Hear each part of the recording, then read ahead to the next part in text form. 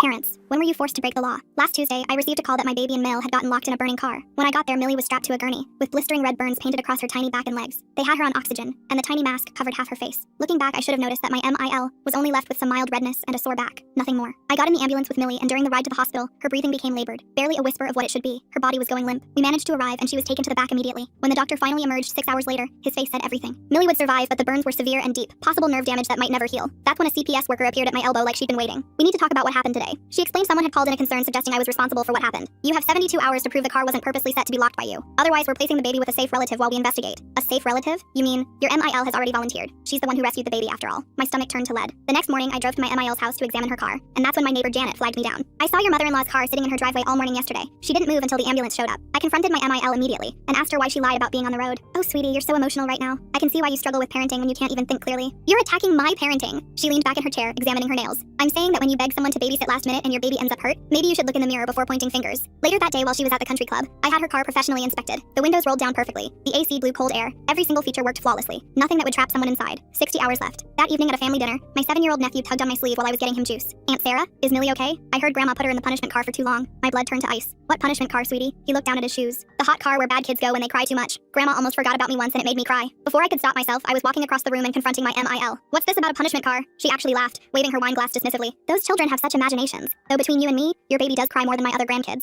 Some children just need more discipline. 48 hours left. I took everything to the police station. The changed story about driving, the perfectly functional car, my nieces and nephews' comments about punishment. The detective barely glanced up from his paperwork. So she was in a hot car with the baby and the baby got hurt? That's not a crime. Old people have thicker skin, handle heat better. But she lied about driving. The windows work fine. Could be confusion after trauma. File a civil complaint if you're that concerned. 36 hours left. I hadn't slept since Tuesday, and Millie was still in the hospital, her tiny body wrapped in gauze and bandages. I spent the night at Millie's bedside, watching her breathe through the pain medication. At around 3 a.m., a social worker came in with paperwork. Your mother-in-law has been very involved. She's been here twice already, introducing herself to staff as the temporary guardian. 24 hours left, and my MIL was already acting like Millie was hers. I drove to my mother-in-law's house one last time, desperate. I begged her to just tell me what really happened to Millie. She smiled that cold smile and reached for her phone. I'd like to report an unstable person at my home making threats. The police arrived within minutes. Different officers, same dismissive attitude. Ma'am, you need to leave now or we'll arrest you for harassment. With 12 hours left, I called Zach, my cousin who'd done 2 tours in Afghanistan. I explained everything while sending him Millie's medical photos, the burn patterns that looked exactly like direct contact with hot metal. In response, he only said one thing. What do you need? By 3 a.m., we were parked outside my MIL's suburban Craftsman. She lived alone, always bragged about not needing anyone. Zach had brought zip ties and duct tape from his garage. We didn't even need to break in because she never locked her back door. Too proud of her safe neighborhood. My MIL woke up to find herself tied to the driver's seat of her own car, the same car where Millie got those burns. I turned the heat to maximum and sealed every window shut. Her eyes went wide with recognition when she saw me in the rearview mirror. It's been 5 minutes, I said calmly. You were trapped for 20, right? That's what you told everyone. She was already starting to sweat, struggling against the zip ties that held her wrist to the steering wheel. Here's what's going to happen. You're going to tell me exactly what you did to my baby. The actual truth. Her eyes went wild with pure terror. She was desperately trying to speak through the duct tape over her mouth, making muffled sounds. I slowly peeled the tape off. Full story on channel, link below.